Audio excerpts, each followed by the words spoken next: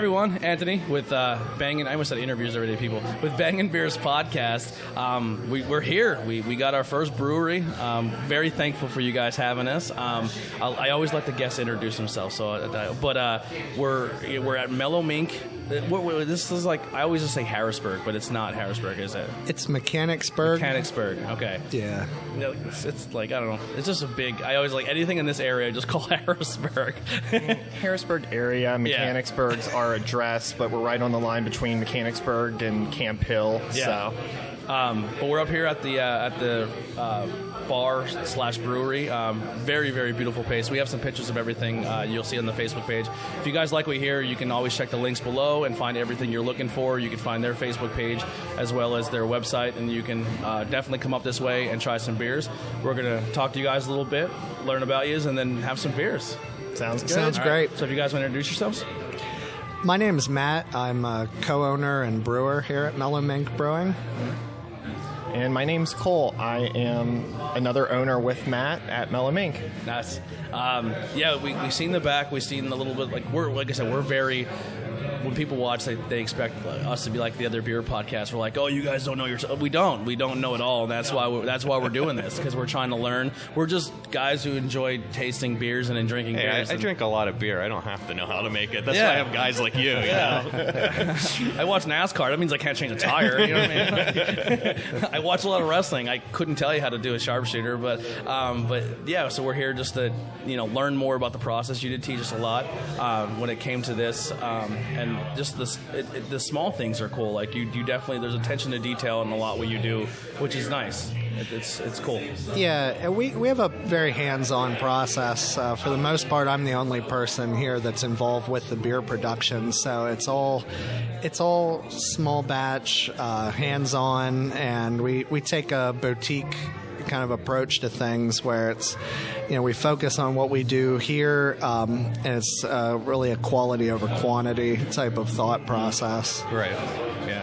Now, style of beers, what can people really expect when they come here?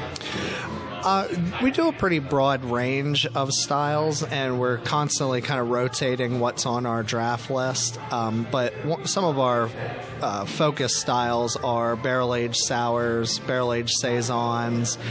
We do fruited sours on draft.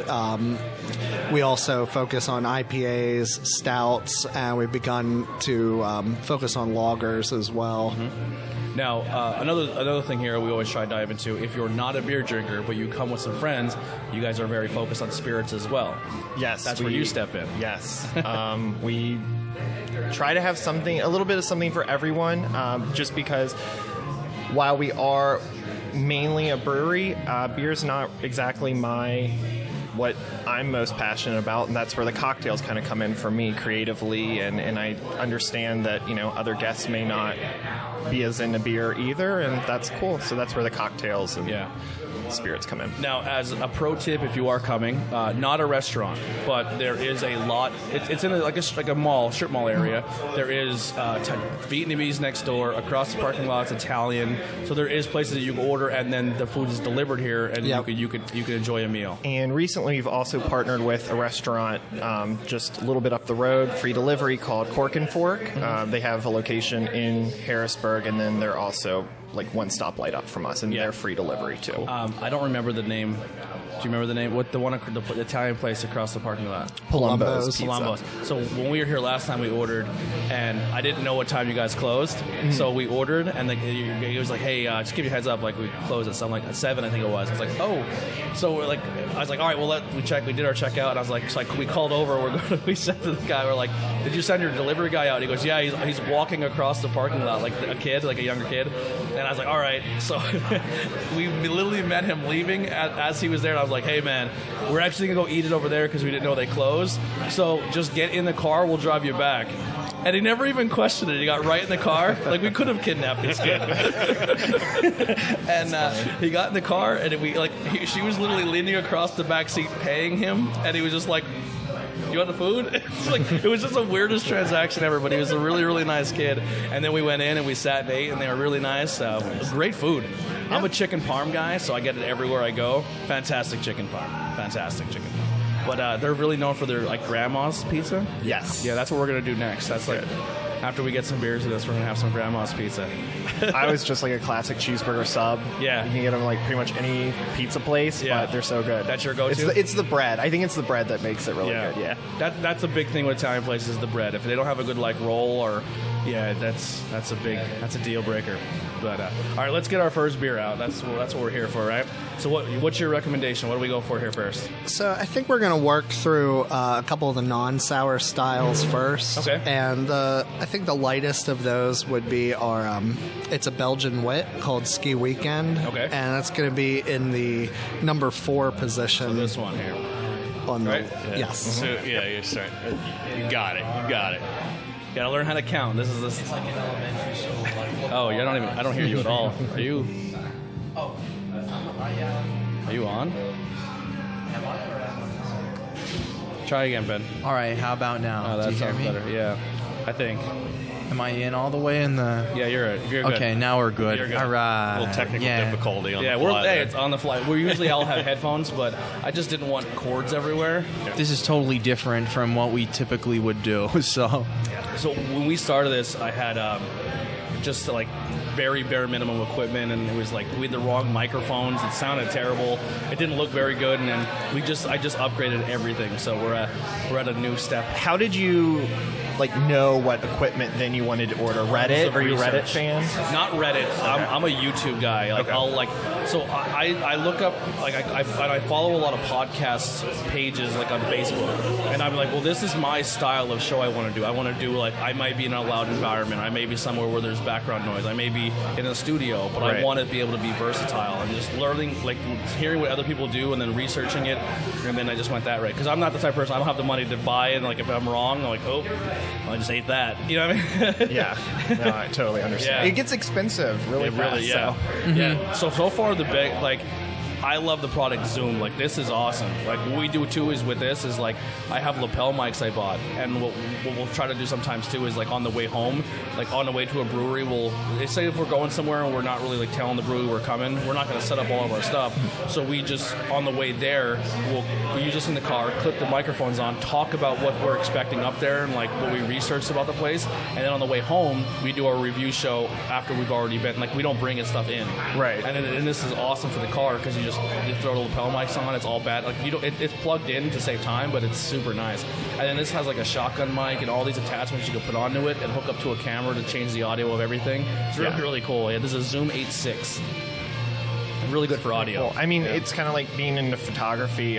There's so many different things, like even with lighting and stuff that just can help make the job a lot easier. So that's what I'm once you trying start to researching, learn. you're like, oh, I didn't know that existed. I'm trying to learn that now. Like, so what, the two upgrades we did was the audio. I bought the video camera, and then I bought just like a new photography camera. So we've been trying to do a little bit of everything. Yeah. So, all right, so this is a wheat beer. Yes. I already took a couple sips of it. I'm talking a lot, sorry. This is one of the classic styles we do, and in that sense, I mean that it doesn't deviate too much from what you would find in Belgium as a Belgian wit. A lot of the flavors in this beer come from the wheat. You get like some soft, crackery type notes of wheat, or if you've ever eaten like cream of wheat, you can kind of relate those. The yeast that is used to ferment this gives it a lot of its character. It will have some like light peppery notes. Those are coming from the yeast and the fermentation, and then this beer also gets cracked coriander and orange peel, like zested orange, in the fermenter and also late in the boil, which helps to carry some of those characteristics of like citrus oil, and the coriander has its own unique thing. But I always relate it to being kind of another citrus type of flavor as well. I'm normally not a huge wheat flavored beer, but I do enjoy this. I like this a lot. I do too. The weediness, actually. Oh yeah. Now, remember how I said before, like when we were talking on the way up here, and I said like it has a luxurious look. Like this looks like it doesn't feel like a coal region town bar when No. you're in here. Like it's nice. That's a good thing. I No, think. it is. It literally. I feel like this is something you would see in like Philly, New York, like in a city. It has a city feel. Like it's very nice. It has it has that luxury. Like how you're talking about the mink. The mink is like mink coats. It's like a luxury thing. Like even it comes through even in the beer. Like it's like.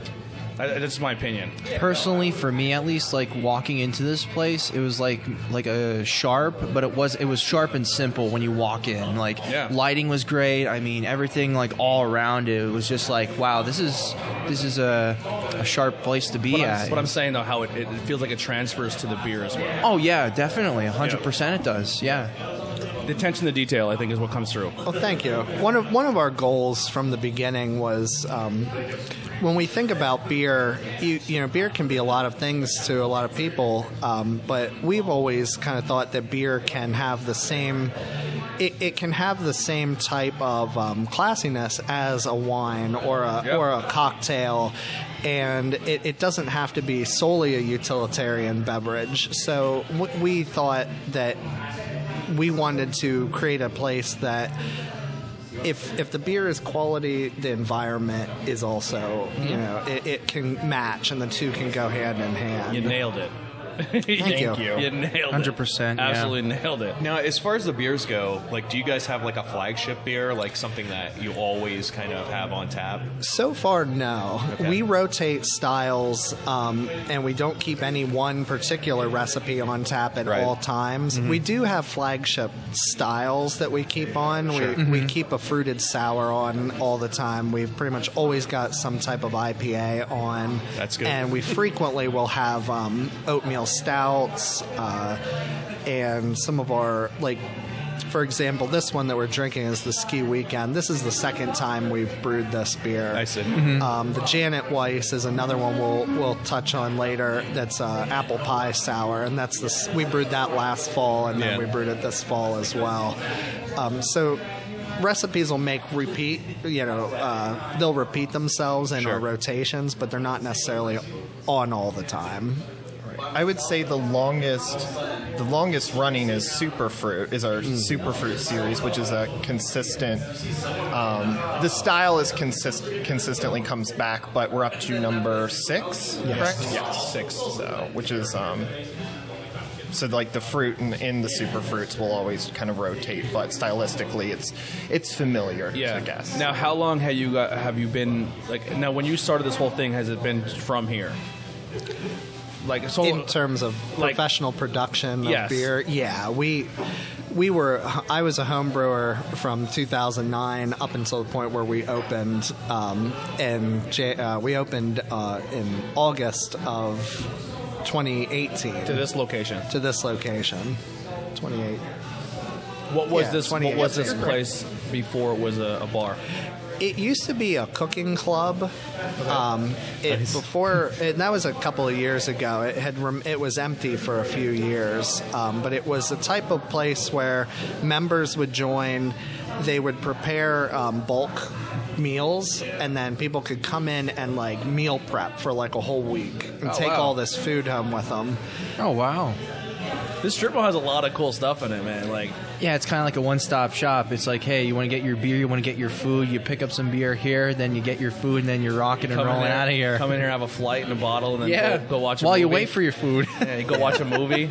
I'm a big We get a movie lot of folks that'll stop in and have a beer while they're waiting for a movie to start. Oh, that that's type cool. of thing. Yeah. Oh, there you go. That's We had a movie theater in Frackville. Our mall got torn down, but the brewery, the movie theater. I'm getting the beer burps ready. The movie theater bar had a movie theater had a bar attached to it, and it had 2 21 over theaters, so you can go and have a beer and then bring your beer your beer or your mixed drink in the movie with you. Yeah, it was phenomenal. In Virginia, I think that was the first time I experienced it was like visiting some family in Virginia, and you could do that there, and I thought this was a great idea. Yeah, it was so much fun. It was awesome. locally, we don't have an open container law in this township, so that's one of the nice things that if, like for example, the pho restaurant next door, people can get a beer here and just carry it over and have it with their dinner there. Yeah, That's awesome. Yeah, that is awesome. And you know what? The cool part about that too is another thing I'm very, very passionate about. I like is when like supporting local business, supporting small business, supporting arts like music, indie wrestling, any of that. Because people are always trying to make something out of it, and you're following your dream. That's important. And being in this environment where people can say, "Oh, it's in a strip mall, and you just pass by it or whatever." You come in here like, yeah, you're a bar, but you're supporting like, hey, go get some food next door. They're really good. Like you're supporting one another, which is I think it's fantastic, absolutely fantastic. Way to do it. Yeah. Yeah, I mean, we all have good relationships with our neighbors and stuff, and they do that. Like, they'll get our mail and vice versa. We have deliver great packages. neighbors. Yeah. There's a fitness supply store that sells like treadmills and other kinds of home fitness equipment. And the manager there, if we get deliveries when we're not in, sometimes they'll come in before the tap room opens. He'll store them for us and stuff, awesome. like That's nice, malt, even like big pallets of malt and things like that. So it's great to have nice neighbors. Yeah, it's super cool. Like I just like that environment of helping one another. It's important. Yeah. All right, are we good here? Am I rushing? Yeah, we're doing all right. All right. I tend to rush. I drink. Sometimes I drink too fast. I'm still from the night before. I was just watching the UFC fights. Mm-hmm. It was unbelievable. It was crazy. It wasn't a long night because the last fight went really quick, but it was a lot of alcohol involved. I went and got a mix of 6, so I had a bunch of different stuff. Nice. Did you watch it at home or? We went to a buddy's house. Okay. Yeah, we all chip in and have a good time. Yeah. I'm a big mixed martial arts fan. All right, so what's the next one we're going to go to here? We're going to go to number 8, which is the one directly behind to the left. So it's in this position. All right. Yep. We are good. All right, So we got these it. are numbered All by right. our tap numbers. So there's even though there's 6 beers, we've got a number 8 on here. Nice. And this is an IPA, a hazy IPA There you brewed, go, Jason. I know. brewed I'm all with about it. Australian Victoria's Secret hops. Yeah. It's called Australian Victoria's Secret. Vic Secret. Oh, Yeah, Vic Secret. They call it. It's named Victoria's Secret, but it's in the industry. It's Vic Secret is kind of what they call it. I like that a lot. I'm staring at Jason because he's a hazy guy. You like it? Of course. Of course. I just had a question and I just completely lost it. Anyone? Well- Yeah, go ahead, Ben. Jump in there. Well, particularly, I don't care about Vic's Secret. I never really expanded upon it and had too much of it. But this is a pretty solid Vic's Secret IPA. Thank you. What is That you brewed. what is the alcohol content in this one? It's around 7%. Really? It's unfortunately that's the one thing I don't pay a lot of attention to in the beers because it's kind of an afterthought. Yeah. But it's around 7%. If you have something around a 7, or like how you have, I guess, about like a 10%, like a 10%, and they're that smooth, that's awesome. That's thank you. Yeah, like I said, when you said 7, I thought it could be there, but it didn't. It doesn't drink like it's that high. It's a very smooth IPA. I like it a lot. Now, I know you said that you make your beer in small batches. Is your beer available anywhere other than here, or is this the only place? Like, do you do guest taps with other? To date, no. Okay. We do intend in the future to start some limited self-distribution to just like local accounts. Beer burps. It happens. And we have put some of our bottles in other local restaurants and things as well. Mm-hmm. But so far, to date, the majority of our production is focused right here on the tap room. I see. Nice. Yeah. So there's no canning here. Just bottle and draft. Crowlers, though, right? Growlers. We do growler fill, so Okay. classic growlers. And we do our bottle condition series. And the canning is something that we would love to get into in the future, but it's something we have to grow into. Yeah. Oh, Hey, listen, if you start canning that apple pie, I'll be here every weekend. That's Well, I know, like, my friend used to work for a mobile canning company, so I don't know if stuff like that's available around here where they'll come in and can it for you. It is. Our scale is just a bit low for most mobile canning systems, where a lot of the beer in a batch would go to loss in priming and setting up the canning run. Yeah. So from a profitability standpoint, it hasn't been feasible for us yet to bring in those type of systems. In the future, we would like to look into our own like small run canning system. Yeah. Do you guys go to brew fests or anything like that? We do. We do some limited brew fests. There are so many great brew fests all over the state that we, as a very small staff, I mean, it's Cole and I and a couple of bartenders.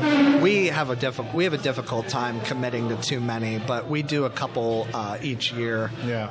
Especially during Harrisburg Beer Week, there are local fests It's that a whole we week participate dedicated in. to beer. That's awesome. Maybe I need to move. Harrisburg has a lot up here, man. There's a lot in town. I know one that I'm really excited for. I met at the School County Brew Fest is Harris Brewing Company.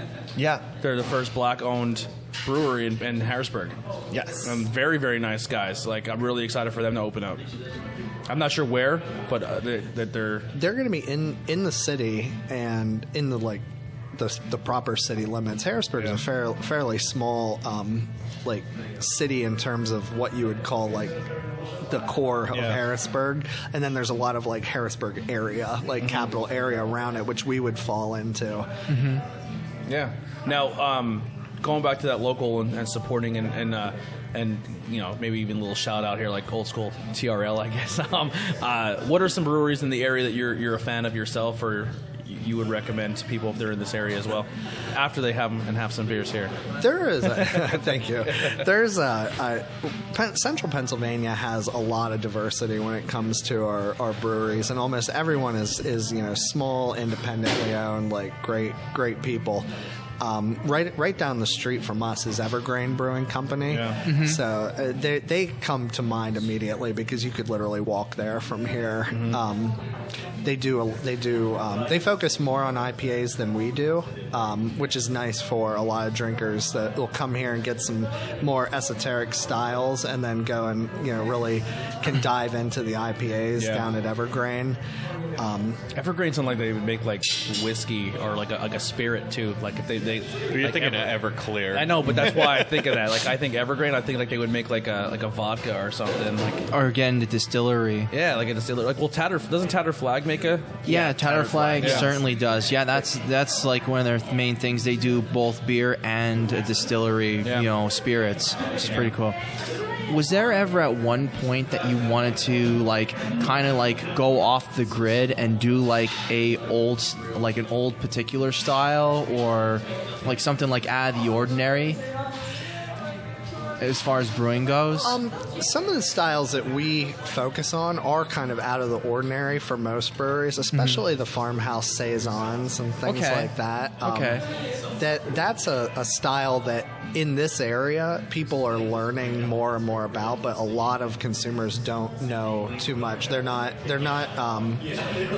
accustomed to a lot of the flavors in those beers, so it's something that, while they're some of our favorite beers to brew, they're not necessarily fast-moving beers for us. They're more of a passion project. Yeah. Mm-hmm. Yeah, it's definitely. I think you're doing amazing with the sours. I like the sours a lot. Thank you. I mean, so far both of them. You're 2 for 2. You're 2 for 2. Mm-hmm. We're honest, but we're not disrespectful with our honestness. If we, you know what I mean? Like I was telling before, I have a really hard time with stouts. The coffee, it just tastes like, man, I hate the taste of coffee. I think that's what the big thing. You don't like coffee? I'm not a coffee drinker, no, at all.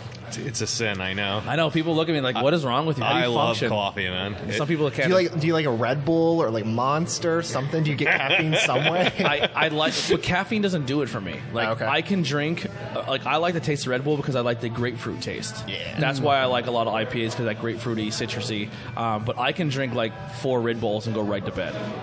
Like it does nothing for me. I don't know, nothing at all. I just can't believe I'd you don't be like wired. coffee. Yeah. It's just I like caffeine. So I love coffee. caffeine. And don't get me Yeah, wrong, yeah, if I try to go on like a kick where I stop drinking like tea and soda, and if I do it for like 2 days in a row, I have the worst. Like I go through like caffeine withdrawal. Like I'm like, oh my god, it's bad.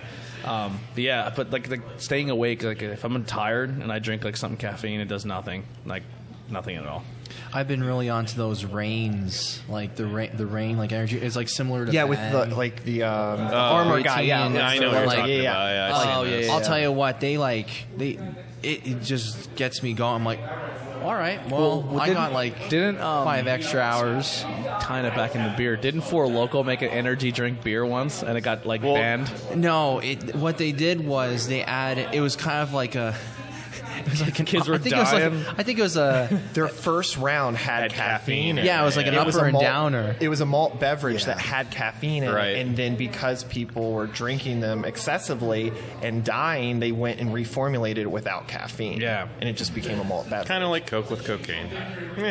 Trial and error, you know. A few college kids are gone. It's pretty, And it was funny because one of the shows, I'm like, because I still have a can of the original formula. He and wants Tony's to just open like, and drink. no, I'm like, no Just way, like, it's way no. too old. No, like we're not doing this. I'm like, He's all right. So Ben's like the hoarder's edition of Pack Rat when it comes to anything. So he has like, I mean, I'm not gonna lie, I still have a case of Ecto Cooler in my fridge that I refuse to open because I love the Ecto Cooler. But like he has like probably like a pallet of Ecto Cooler and like all these weird old drinks sitting in his basement. You still have some cans of Four Loko, but it's not the original one. Yeah. But I mean, they're like years. Is old. Four Loko done like completely? I don't know. I tried to find it last night from my buddy, and it was not there. The way we got them was on our way to Myrtle Beach, like back in like 2014-ish. We stopped at a gas station. They just sold them down south. Yeah. So that's south. Have you tried any of the seltzer beers yet? Seltzer, we don't personally make any, but we've had some, and they're So our next episode after this one is Oh, dear God. is going to be a seltzer versus seltzer. We're doing Bud Light versus White Claw. okay. And we're gonna do each flavor and go flavor for flavor. We at the last episode that's gonna be airing. That's like, this is a timeline, but the next episode that was gonna be airing. At the very end, we see if we could chug a seltzer beer.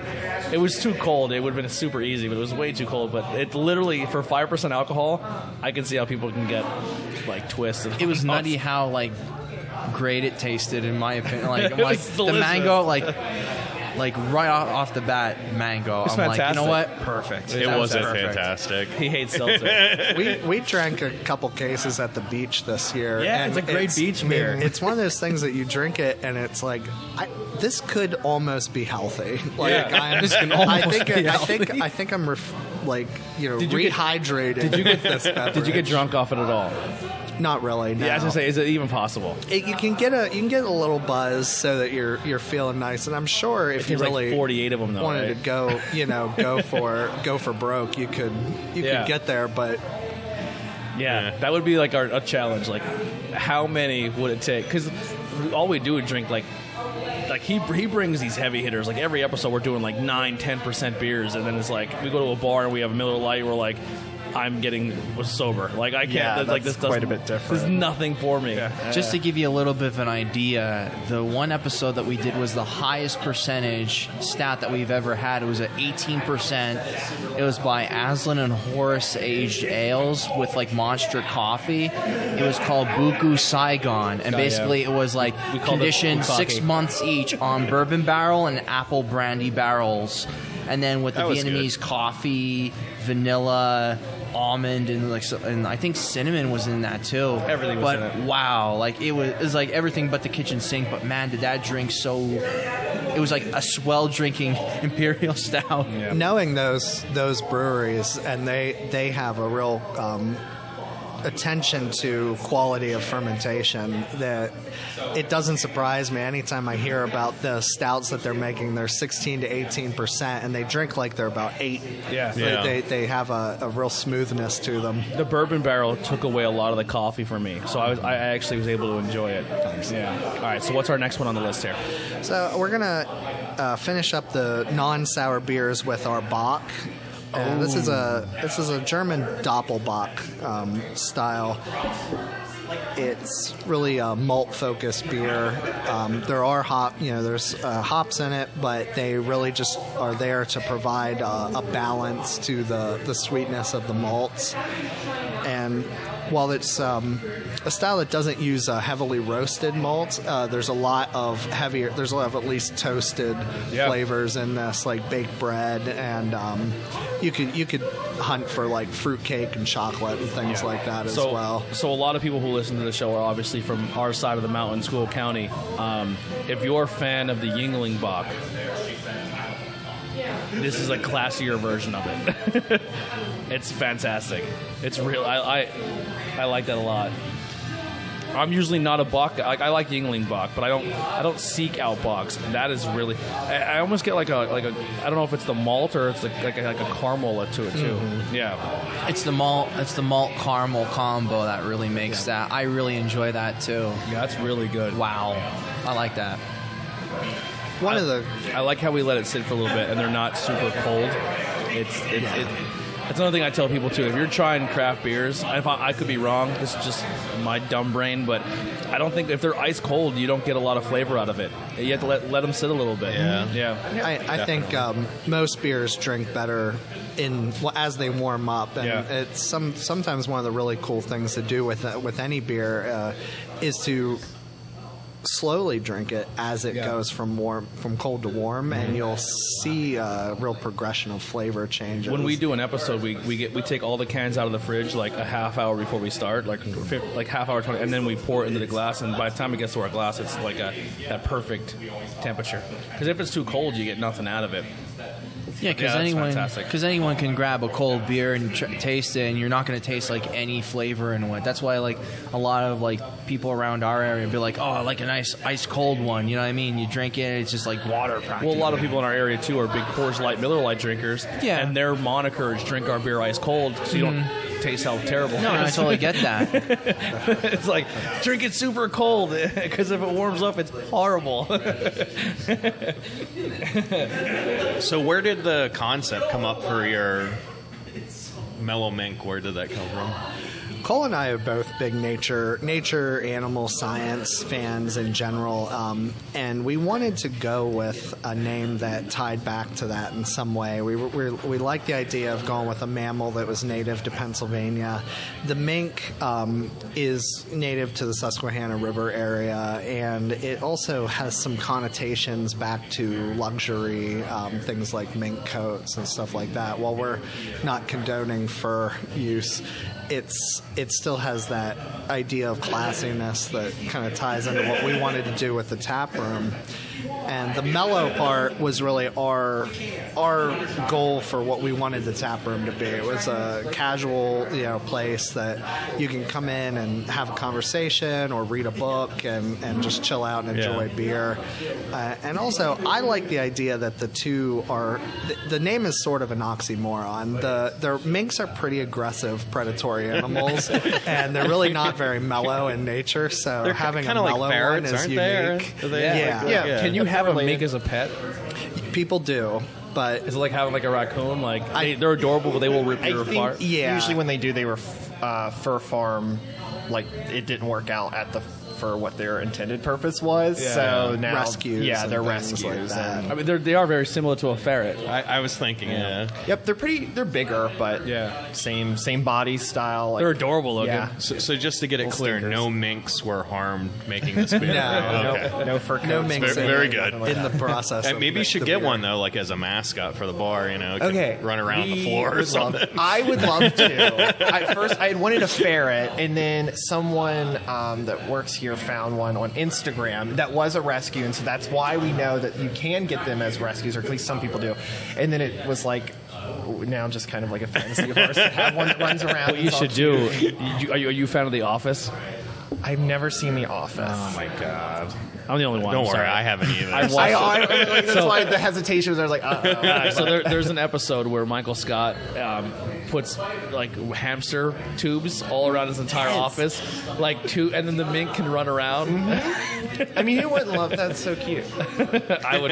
Like, you got to go. There's a Mink that runs around the whole place. I think it'd be adorable. Now, even like certain bars, they allow like dogs in. Like, you ever see those where well, not inside, but like Trogs has like an outdoor area where Yeah, a lot of stuff have like patios and stuff that are animal friendly. Yeah. Anything that has animals, I'm all about. I love it. Yeah. Well, we were here the one time, and there was like kids playing Jenga and board games and stuff the one time, and that was kind of nice. It's like a family place. Yeah, it's like an all-age place, right? Yeah, It is. Yeah, Yes, very cool. we try to get that out too, because I know a friend of mine traveled pretty far to Maryland to a brewery, and he got there, and they're like, "Your kid can't come in." He's like, "Oh, cool. Good thing I drove all the way out here." Yeah, that's a shame. yeah. Yeah, I mean, we get that question, like, is it kid friendly? We have no problem with kids coming in. It's just one of those things, like, we have games and that sort of thing, but there's not like a kids play area. So But yeah, I mean, kids are fine. Actually, it was a little girl, and they were over on the bench, and the mom and dad were enjoying like one beer, and I think the mom was reading a book, and the dad was kind of hanging out, and the daughter was just playing on an iPad. Yeah, didn't care. Hang out. Like, she was just loving her life on the iPad. It was awesome. Whatever, I'm out and about. You know what I mean? This is like, let me play phones on your games on your phone or whatever. Kids say that all the time, but yeah. All right, what's you guys ready for the next one here? Yeah. I'm always ready. All right, me too. Well, if I'm going too fast, slow me down. I'm sorry. Not is at this all. one mine? Yes. Okay. Water. I don't mind sharing. Germs don't bother me. The next beer we'll do is now one of the first sours that we'll taste, and baby. it's going to be We've made it. the last beer in the back lineup. Okay. And this is the apple pie you sour. guys, we go. I've been talking this up. Every You're episode. talking a big game about this. I smell it. I can smell it. I'm not even drinking mine yet. I'm waiting for you guys. Very mellow. Just think, cinnamon. just Smell the think apple. Boilo when you drink this.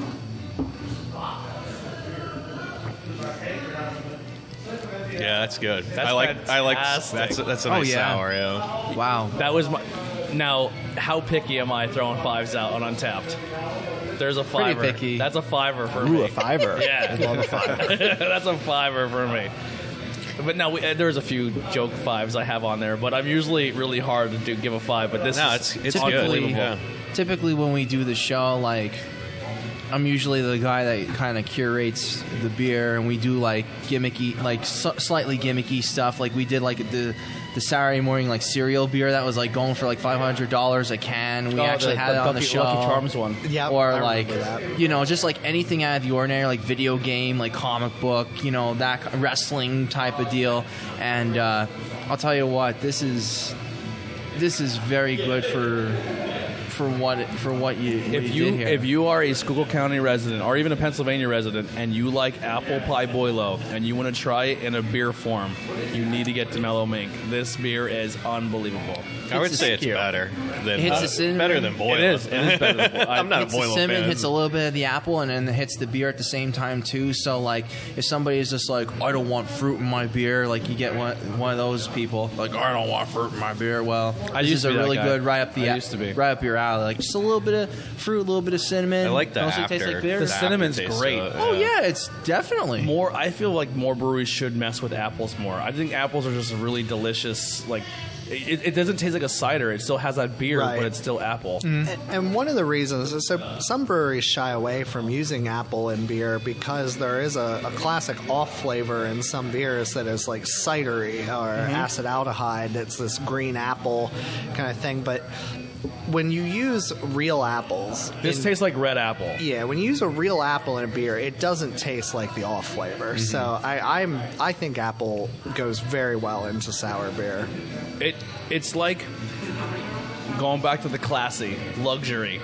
It's a classier, luxurier version of a Red's Apple Ale, except I'm serious. It's more of a beer flavor and not so much like the. I could definitely see a lot of people liking that. Yeah, just if you're- coming in and yeah. drinking it. definitely the quality is absolutely If there. I'm comparing so- you guys to dog beer, like dog shit beers, I try to portray it as someone who, if you're strictly just a domestic fan of beers, Like this, if you only like domestic, you like Red's Apple, like I said, Red's Apple. If you like Red's Apple label and want to take it up another notch, this is a beer for you. I think it's a great comparison. In general, we have a lot of folks that come through here who are hyper beer nerds. They know more about some beers than I might, but that's not the only audience that we want to enjoy the beer.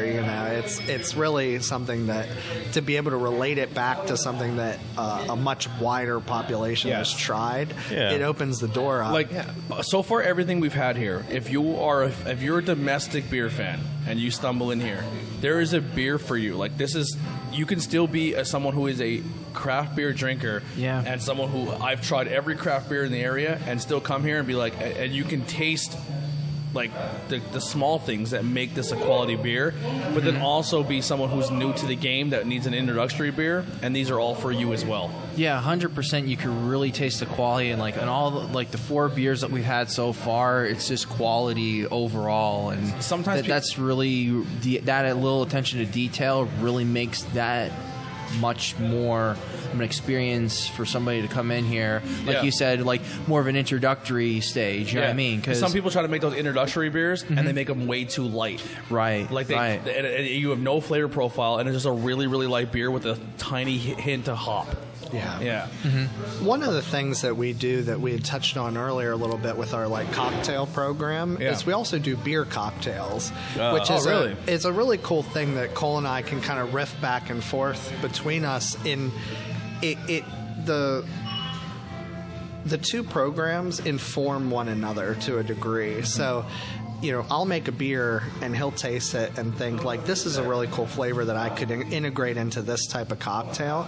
But also the variety of cocktails that we make, sometimes I'm taking inspiration from those and thinking how can I work something like this into a beer? And we've done some variants. We did some beers that were inspired on a classic Manhattan. Or we had a gin and tonic beer from Liquid Noise. They had a gin and tonic beer. Yeah, that was Goza that they did. Yeah, a gin and tonic Goza. Mm-hmm. Yeah, it was awesome. You were really digging their lager. I was digging their Goza. That was really awesome. Good. The way that they did that. It just helps make everything relatable because, you just compared with the Janet Weiss and Reds. Sometimes it can feel unapproachable, and you're not really sure where to go with things, but. Having those comparisons just helps to connect everything back. I used to order Reds, and I would take the first mouthful, just enough, and then I would have the bartender pour a shot of Fireball or Jack Daniel Fire in the beer, and then it gives you more of that cinnamon taste. Mm-hmm. It's that. It really, but this has more apple than I've ever tasted in any other beer. This beer, we treat apples the same way we treat other fruits, where it's not just a juice that we're putting in. We actually slice the apples up and put them whole into the beer as it conditions. Nice. So it's not just extracting juice, but it's extracting a little bit of flavor from the skins and the internal pulp of the fruit, and that gives it a more rounded, I think, complete apple flavor. I'm sad it's over. Hey, that's why I'm sad. I'm sure they have more. I'm savoring it. It's so good. I'm sure there's more. Like I said, if that was canned, that'd be in my fridge every week. So here's a question I want to bring amongst you guys. So basically, there's always beer, cocktail inspired beers, nothing you're mixing hard liquor or anything like that. A lot of I know Hudson Valley did, when we were talking earlier off camera about Death and Company, they did what was called Demiurge, and that was a Mai Tai Talking cocktail. To the mic, Ben. Mai Tai inspired, beer, a double sour IPA, and they really hit it out of the park when we had it with Amber. When we had it with Amber, that one can had so many. But that was a good beer. Some of them hard to stick out. But let me just ask you guys this: so, would you ever experiment with some of make a spirit styled beer along with Cole? You know what I mean? Well, I mean, when we say we do beer cocktails, that is actually pouring liquor with the beer. So I just wasn't sure if that. What is one of the popular ones here? I I would say probably the spicy Mink is a big, because it's interesting. It uses Revivalist, the brand I talked about earlier. They have a jalapeno infused gin. Ooh. So, and with the hop profile of our IPA, the spicy from the jalapeno with the hops and then a little bit of lemon That sounds juice. pretty good. It honestly kind of tastes like a margarita, like a spicy margarita. Yeah. I had but it's more I had a beer than jalapeno anything peach else. beer from Pizza Boy. I like peach interesting. flavored things, and Yeah. but I'm terrible at hot stuff. Oh, I love know. hot stuff. Hot sauce, but I did a hot, like, it's called Hot Heads Hot Sauce. Yes. And I Made did it locally here. Yeah, and I hung out with, his name is Tim, super cool guy, and we did like wing for wing challenge, and we ate, and I'm not a hot guy. Oh, I would totally do that. Yeah. Well, we're going to be doing it again on the 25th. I would definitely do that, yeah. He's Oh, actually boy. coming to Pottsville, and he's going to be at this candle place, and we're going to be doing like all doing hot sauce. But oh my god! But we did this one. It's called it's not one of his, but it's I guess like the second hottest on hot ones, and it's called the Chocolate Plague. As soon as it hit my mouth, in my head, I had a mini panic attack. I was like, I'm going to die. I'm gonna die. Like it was horrible. I've had some good beer that had like habanero. Yeah, that's the thing that he's trying to do is use like he likes the hot sauce and he has a lot of peppers and he's trying to like find other people that want to work with him to put the peppers in beers and stuff. like even like that Sculpin that has like the habanero in. Yeah. I mean, I like that. You know, The peach habanero from Pizza Boy was really good. They also made one with Flying Dog then too. It was like a one-off. Oh, yeah. It They was had a- pretty, they- I was drinking that. Like I think it was That was like a peach habanero as well. peach habanero. Yeah, that That was a nice one-off, and you actually got the spices and all that in too. So Yeah, so you guys do stuff like that as well. We do. Yeah. But it's made like fresh, like right there. Like Yeah, just like as if you were ordering a martini or what any would other you cocktail. do with the apple one? How would you? Oh gosh, I'm not good enough to do it on the Thanks spot. for putting him on the spot. Yeah. I don't know. I would have to play around with it. Or even like a bock. It'd be cool to see like a bock with like a gin or a rum or not rum, maybe like a whiskey. I think with the Janet, I don't know for sure, but even spiced rum, I can see spiced rum being with that just Yeah. because it already has that yeah. in there. oh, definitely that. Amp it up a little bit. Some of them we used to do like sangrias. They were good with sangrias. It's just I sangrias just is kind of got to awesome. play around with it. I couldn't tell you right on the fly, but Yeah, it's fun. Because the beers are constantly rotating, the beer cocktails that we make kind Or of have to rotate with it. change and Yeah. rotate Right, as makes well. sense. Gotcha, yeah. One that has been very popular is we do a martini that is a stout-based martini. Oh. Cole can tell you. He's Whoa. a little more familiar with the exact ingredients, but it's like coffee liqueur, vanilla liqueur. yeah, it's like I Ooh, think that sounds good. 3 ingredients. It's simple syrup, coffee liqueur, and stout. And basically, it's kind of like an espresso martini because you get the coffee. Splash of rum chata.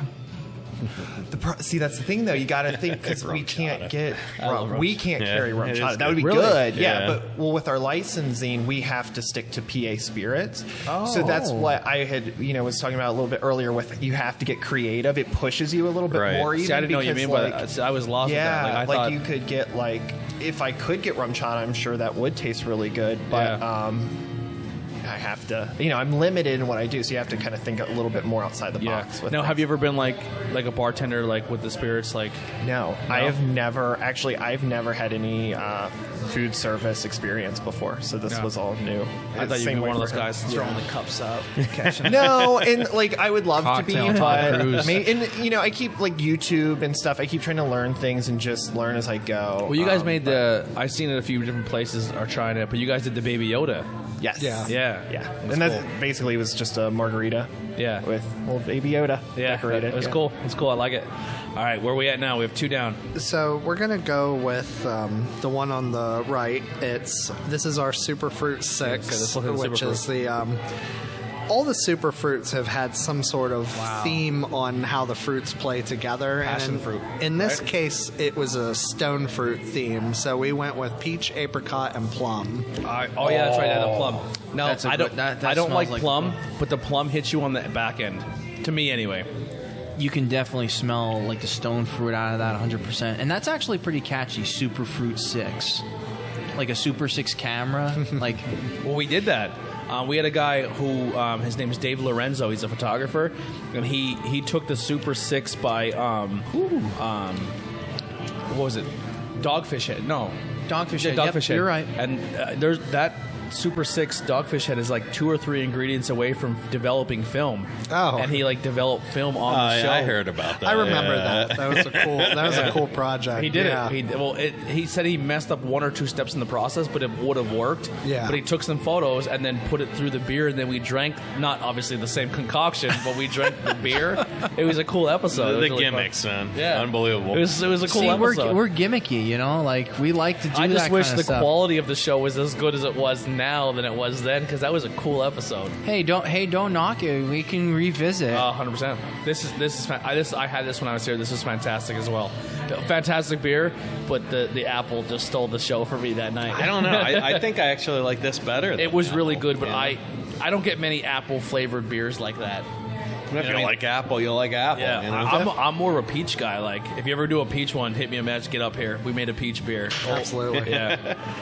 Yeah, you can definitely taste. You said what was in it? Apricot. It's apricot, peach, and plum. So for me, you get the high of the peach, and then like the apricot, and then at the very end you get that like the plum taste. Now, see, it flipped around for me. The apricot, then the peach sweetness, and then the plum kind I of think level that's what everything it is off. for me. That yeah. might maybe it's as well, but it does hit. It is good, It though. ends with the plum taste.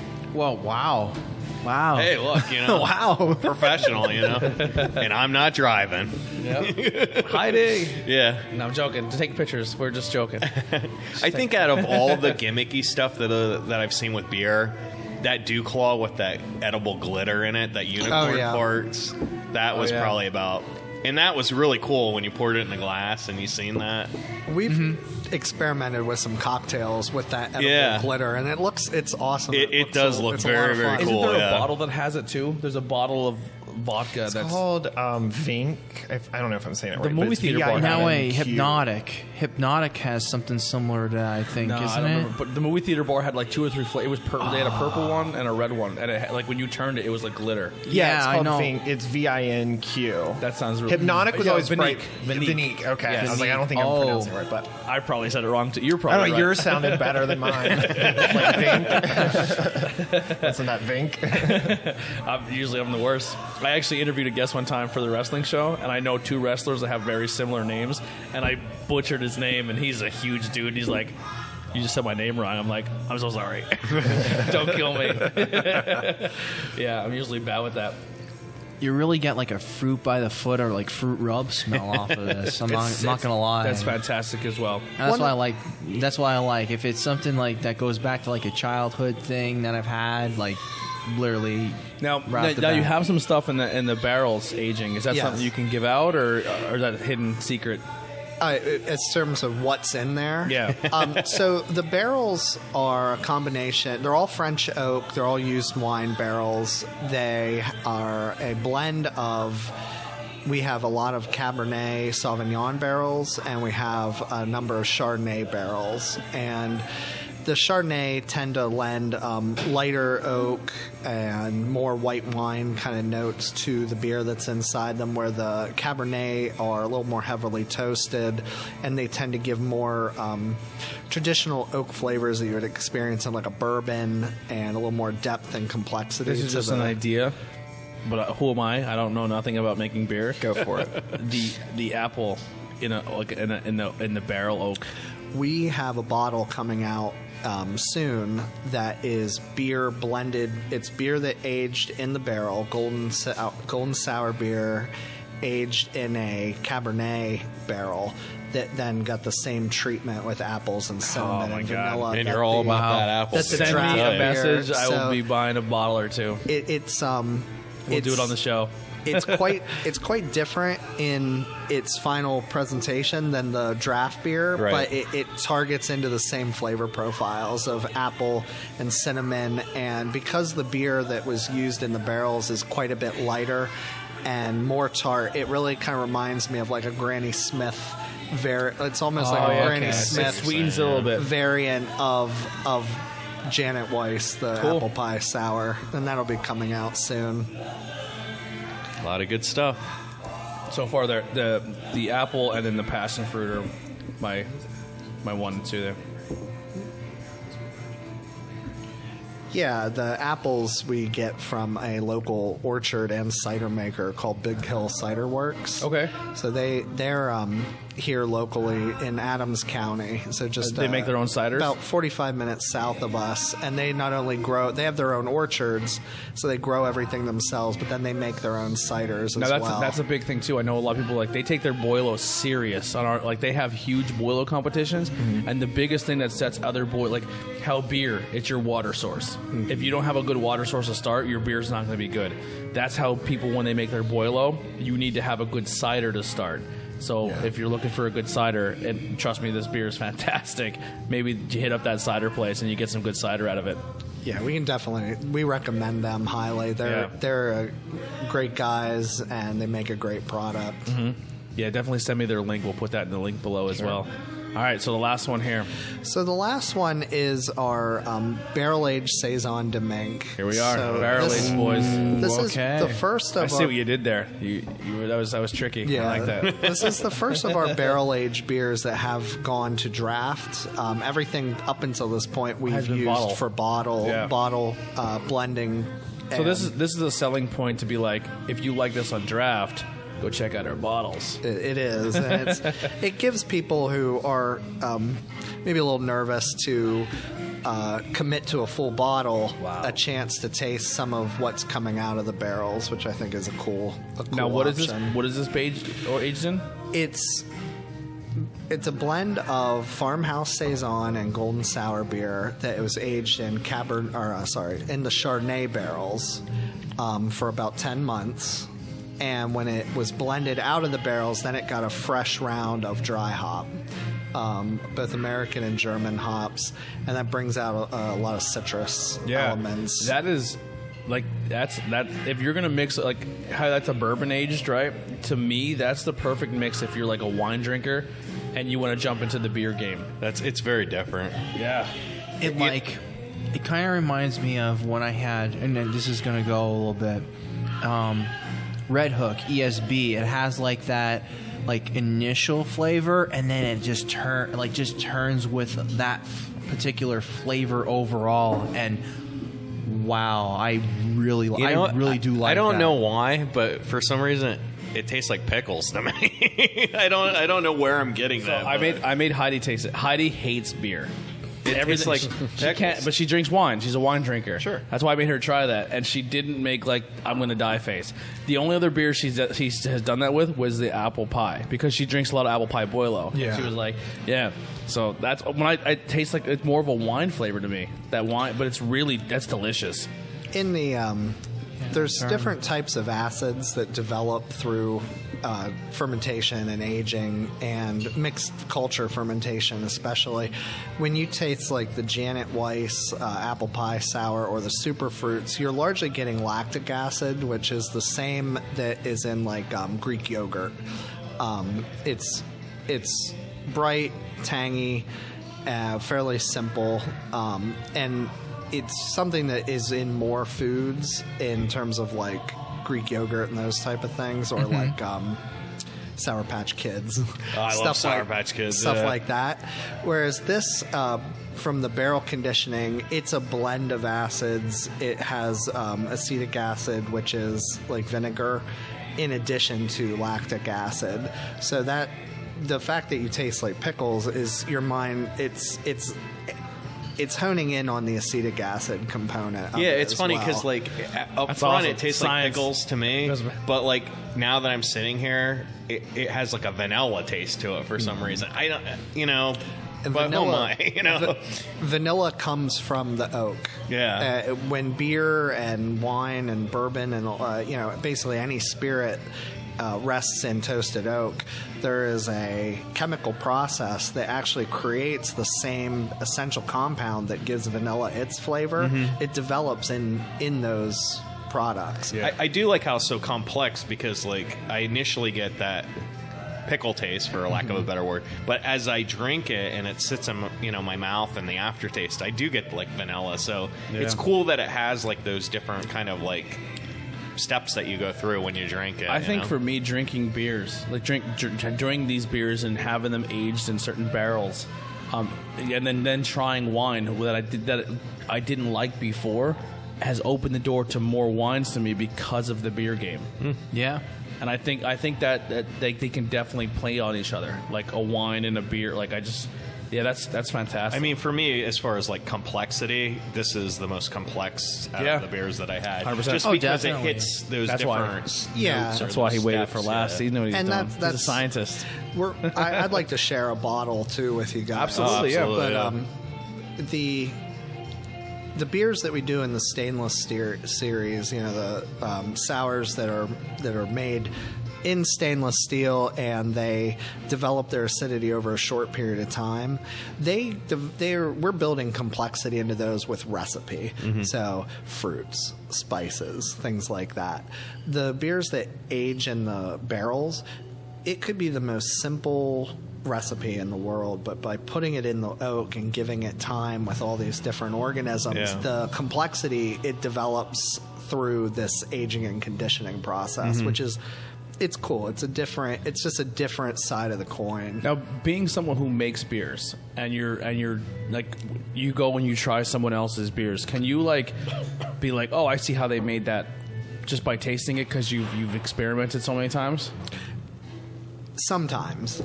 Often as a brewer, it's like being a chef. You can taste a product and you can kind of start to build in your mind how you would approach it.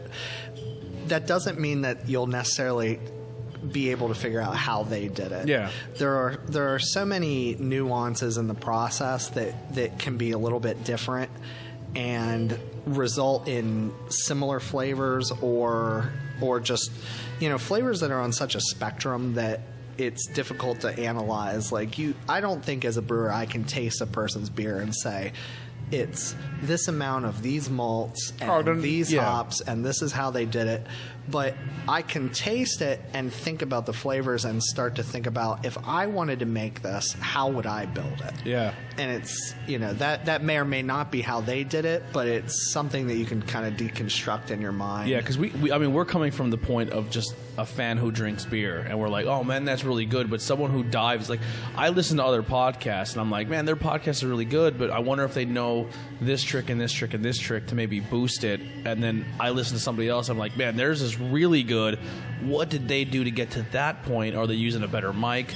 Just like that different side of the coin. Like when you do something so much and you're like, for me, I'm just trying to put it in a comparison term. Like I'm sitting behind the computer, I'm doing edits and I'm figuring stuff out.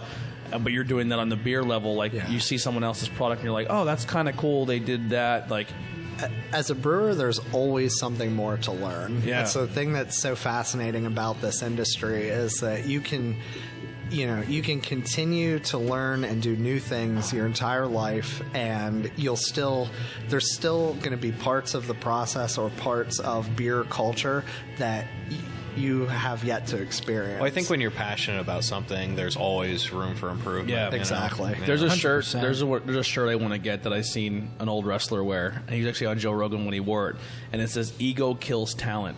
And when someone develops an ego that they can't be taught anything else anymore, or they can't intake any more information because they feel like they've known it all, you're a waste. You're going to ruin your talent that you've achieved. And I think that's very important to keep when you're doing something. Like if you're creating a product, if you're creating a podcast, a beer, a spirit, anything, and you're no longer willing to take in outside information or outside feedback, you might as well just stop, because you're at the point where you feel like if you're not willing to absorb, you're not going to get any better. Right. Yeah. I agree. Yeah. So you have a bottle, you said.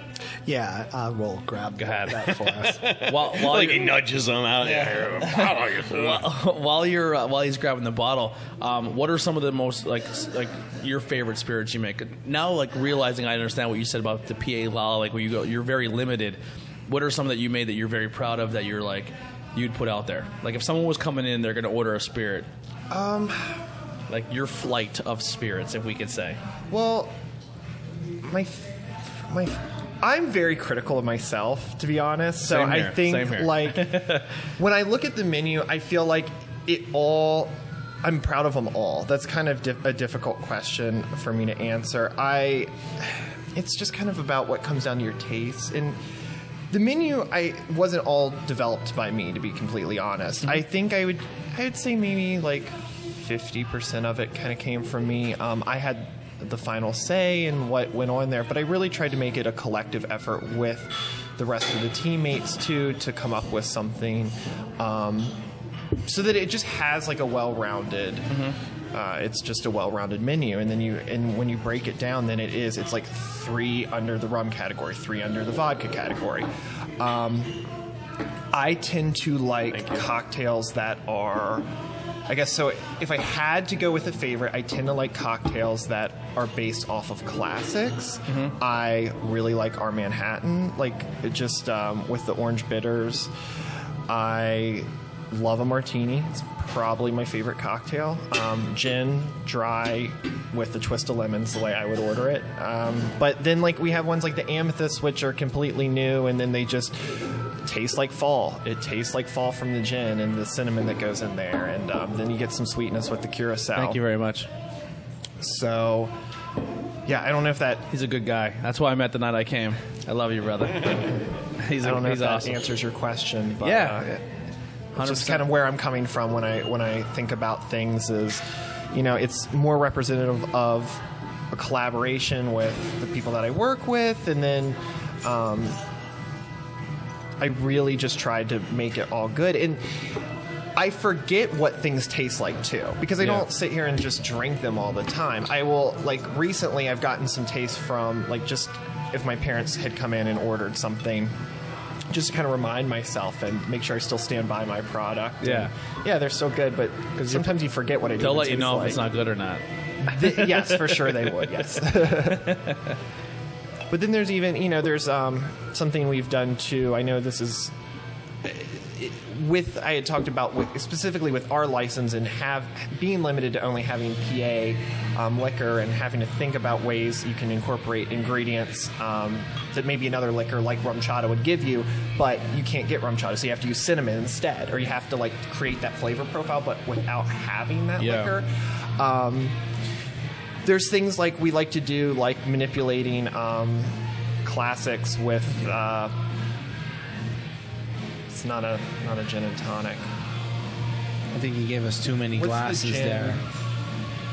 We'll just give that one to him. The gin drink, super classic, simple syrup. And this passed off right there. Martini? No, Tom Collins. There we go. Like Just right here. Yeah. using some like rosemary infused simple syrup and a little bit of pomegranate juice with a Tom Collins to create a new take on that. Ooh. Too is something Now we like to do. Yeah. Update it a little bit. Cool. So, like I said, like the best thing is there's a little bit of everything for everybody. There's their spirits and the beer, so that you're definitely getting a little bit of both. The spirits, man. I get in trouble with spirits. You gotta be careful. Yeah, you gotta take it easy. They say that necessity is like the mother of invention, and that's something that I think is neat. While our license limits us to using only spirits, wines, ciders made in Pennsylvania, that limitation has had us out learning more about the products that are available locally, and you'd be surprised, when you think of like, oh, we want to make this classic drink and we need a dry vermouth. Well, they're typically an Italian product that we can't stock, but it turns out there are certain wineries in Pennsylvania that make an excellent Makes you do dry your research. vermouth. And you wouldn't normally go looking for that kind of thing, but because we have to fit in these certain parameters, actually, I think we're finding products that are cooler and better. And I was thinking the same thing. Like when I was like, "Oh, that's not very fair. How are you supposed to?" But then I thought of it from a support local standpoint again. We were like, "Oh, I need this," and you're like, "Oh, they make this, and I didn't even know that." Like you're branching out and learning more about what's in your local community. Yeah, I think that's one of the coolest things is the relationships that you develop with, and then like it creates this trickle effect where Hidden Stills is who we use for our bourbon, for instance, and they're based out of Lebanon, but they're moving to Hershey. they brought me in some vermouth to try from who they use. So it kind of creates this like waterfall effect where I use them and then they say, hey, well, we use this person. Yeah. So it kind of comes full circle, and that's how you get to know about new products too, and develop a relationship with who you initially were in contact with. Yeah, even like the interviews thing I was telling you about off camera, like I first started this, and within my first year of putting out a product, I had like over 2,000 people that liked on Facebook, and that's because I had a guest on, and then that guest people then supports, and then you know, it's just like that. You're just once you start supporting each other, you're all just melting into one pot, and like, oh, Mellow Mink people now hear about this podcast, and then my podcast hear about Mellow Mink. It's just that cross-platform, which is what helps each other. It's awesome. Now we had Dave Gates on, who also was my first in-guest studio that I actually made the music sound good for, which was not easy because I don't know what I'm doing. But we said in the episode when he brought 2 bottles in, I said it's a classy looking bottle. Like it's nice looking. Thank you. Yeah, it's really cool. So we have a blackberry, which so if I had a spirit to pick, I'm a blackberry brandy guy. Okay. There's a story behind that, but and the funny thing is, it's blackberry and it's called Scarlet Sunrise. The reason we do the blackberry is a friend of mine. He's no longer with us, but he was in a band called Cyanide Sunrise, and his favorite shot was blackberry brandy. So the Scarlet Sunrise, and it's a blackberry blueberry flavor profile. That's kind of cool. That's the universe saying something right there. So what do we got here? What are we looking for? So this is a beer that came out of our barrel program. It's based on a traditional Flanders Red, which is essentially a maltier red-style sour beer, mixed fermentation that is, in our case, was aged in Cabernet Sauvignon barrels. The goal of the base beer of Flanders Red is to really be a very red wine-like beer, even though the traditional Flanders Red does not have any fruit in it. And we released this as a series. There's 2 bottles in this release. The one is the base Flanders, and then this is the fruited version. Okay. But from the oak and from the way the beer ferments, you have basically a 4-way blend of kind of fruity esters, oak character, acidity, and then like a sweet maltiness. And that kind of creates the base.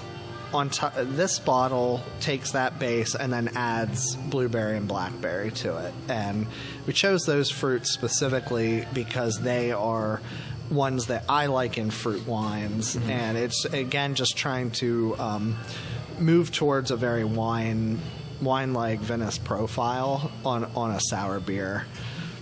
Yeah, one of my favorite things that we were talking about in the show too, I said it would be cool to, like, Northeast Pennsylvania, if you go and take a hike in the woods and you come across, we call it like huckleberries, like where it's just like a mixture of different type of berries, and you pick them off the thing and you kind of eat them as you're like walking down the path. Like I always thought that, like, as a child, that's what we used to do. Like, we'd go up in the woods and we'd try to find something cool, and you'd see the berries on the bush, so you pick them off and you eat them like the blackberries or blueberries. And it was just that is like a cool northeastern Pennsylvania style thing right there. Absolutely. I think you have that personal connection too. I do, yeah. We grew up out in the woods, and these wild berries grow in the woods around my house. So it's one of my favorite treats in the summer as a kid. Is you're just walking around. So you're literally hitting exactly what I was talking about. Getting to try this stuff, and it's awesome. Yeah, we used to go crazy. Like, we used to go up in the bushes and get some berries. Like, that was our thing. Like, yeah. All right, so here we go. This is the sun. I was going to call it the sunrise because there's a Sorry.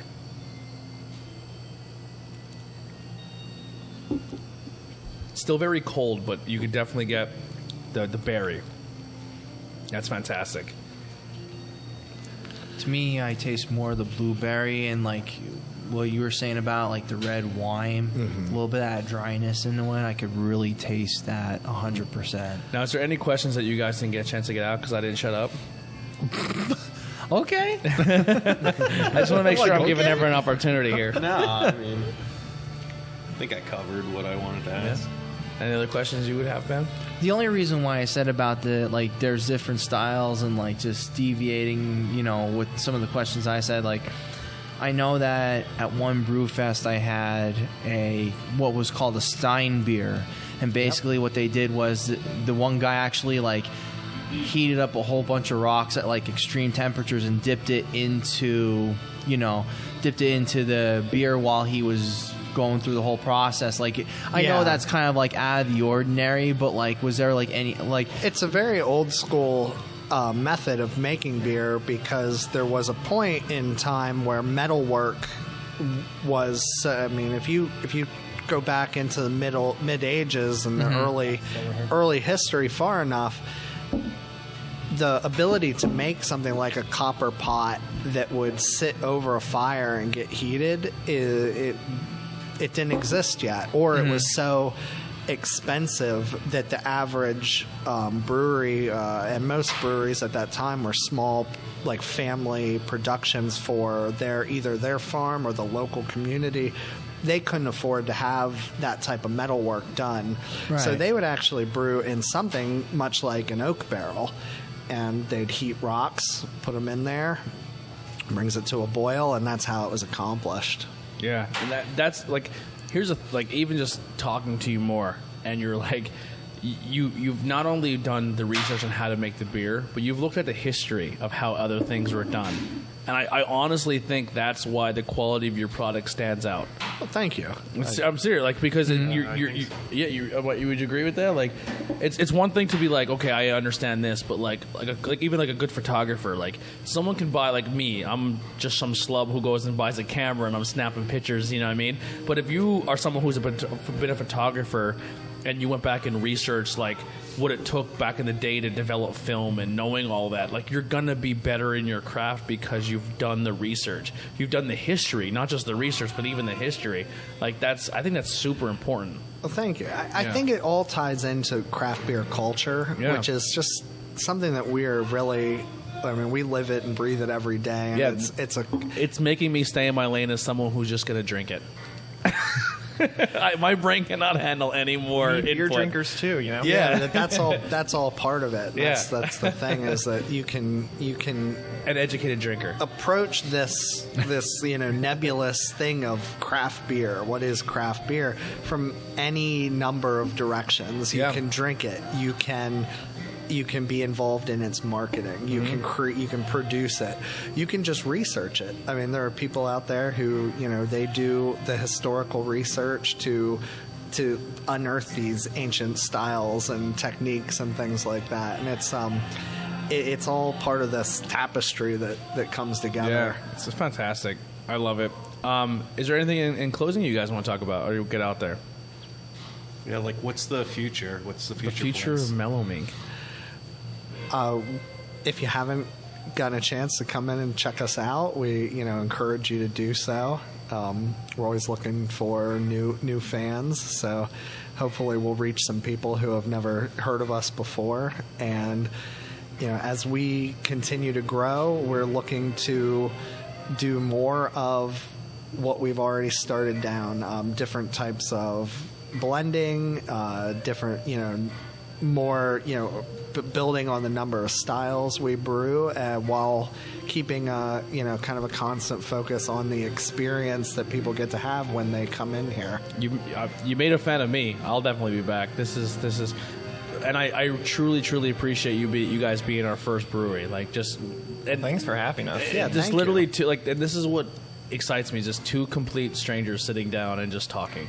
Like, it's awesome. It's a cool experience. This was my first podcast, so. How'd you like it? Good. Yeah, it was fun. You did it great. You guys did awesome. Normally I have headphones so you can hear yourself. It makes it a lot easier. Okay. Because you can, but sometimes it freaks people out too. You put the headphones on, you hear your own voice. I'm fine like without the headphones. I like to just talk. Yeah. It's a weird experience, but man, it was so much fun. They do have stuff here. Obviously, we'll be coming home with a lot of stuff. So our podcast table is just a giant 10-foot long plastic table, and we've sticker bombed the entire thing. But we started, like, I went on Wish. Are you Wish shoppers? Yes. So, Apple Watch band, yeah. So I spent like $65-$70 on stickers on Wish, and I got like 15,000 stickers, and I still have like a whole container full of stickers. So it's like all full like movie references and video games and horror movies, and it's just a 10-foot long table, and we put a base down, and then we like go to a brewery or we go like a brew fest, and we grab stickers and there are breweries all over it, or all these cool different like stickers all over the place. But so we'll definitely get some stickers and put them on the table. Sure. But, yeah, and then I'm a hat guy. I like different hats, so we're gonna be leaving here with a lot of cool stuff. So we'll definitely buy a lot off you guys. Definitely check out Mellow Mink. This place is fantastic. The beers are good. Absolutely. Obviously, for me, the two are the apple pie and the super fruit. I did like the super fruit. Now, and like some that's an easy pick. I'm just gonna. That's an easy pick, obviously, but outside of my box of what I normally wouldn't go towards or try, the wheat. I like IPA, so the IPA is just that's another one that groups into the other ones, and also the Bach stand out to me. The Bach really stood out to me too as well. That overall taste of that Bach, you don't get that a whole lot with breweries, like, because they don't look at like some of the simpler styles, or they don't look into it, they don't even try it. It's just like it's like an oversaturation of like IPAs. Like for me at least, it's like IPA sour stouts, and like what you're doing right now is an excellent way to go about it. Like you're like expanding, you're doing all these different styles. Like look, we had about like 6 beers that had those styles into there, like and sours. None of them taste the same from each other. Right. Where you go to a lot of breweries and you're like, oh, one small thing changed, and you can kind of like pick out a style. Right. I can't think of a place like that. It's not like you're drinking like a Samuel Adams, and it's like if you had one, you had them all. That's just for me at least. But like, I know that's a totally different thing, like distributing wise, mass produced. But point being though, like as Tony said, pretty much everything had its own different like characteristic flavors. I mean, even the last two, his barrel age process, they're very complex, delicious, tasty beers. Right. And that's really what it comes down to. And I think you guys really hit it out of the park when it comes to those types of styles. Like you're like, hey, we got this energy. This is what we got. Bring it on. I thought you were going to say something else that terrified the fuck out of me. Ben likes. Oh, you curse! Oh yeah, we curse. Ben likes to use the term "big dick energy." I honestly thought I thought he was going to say you guys are rocking some big. I kept it clean the whole entire interview, and you goofed up on 2. Oh, I have that switch, man. 6 beers will do that to you. Yeah, I thought Ben was going to say you guys have big dick energy. That'd have been amazing. Well, without saying it. There you go. He pretty much said it. I knew that's what he was trying to say. Yeah, I'll take that compliment. Anything you want to say in closing? No, I mean, I like the branding. I like the little Mink. It's cool. I like he's cute. He's tiny. I like him. And the sours were good. Like they were complex, and they definitely had a beginning and an end to them. Yeah, and somewhere in between. So I think was I right in my assumption when I said you guys are going to like this place? Well. Sure. I've been talking it up. I talked it up, man. When I came here, I was like in the group chat, like, you are going to lose your shit over this place. It's fantastic. No, it's a nice place. I mean, it's clean. It's laid out, it's very nice. Immaculate. Yeah. It's great. Yeah, it's cool. Definitely. Thanks for having us. It's definitely an inviting atmosphere. Like I said, like it's nice. It's just like walk in, you're like, oh wow, nice. Yeah, and like very comfortable. As a sports fan too, like right now the AFC championship games are on. It's just it's a great environment. It's awesome. But thank you guys so much for having us. We will have the links below to everything, so you can definitely check it out. But up in Mechanicsburg, you can check out the Facebook page, get directions, and definitely get up here and try some of this stuff because it always changes. So all the stuff that we just tried today, in a couple of weeks or months, it may be completely different. So if you really want to sample what we had tonight, you got to come up here and get it. And trust me, there's a few of them on this list you want to definitely try. But that'll do it for Bangin' Beers Podcast. Thank you guys so much, and we'll see you next time. Take care.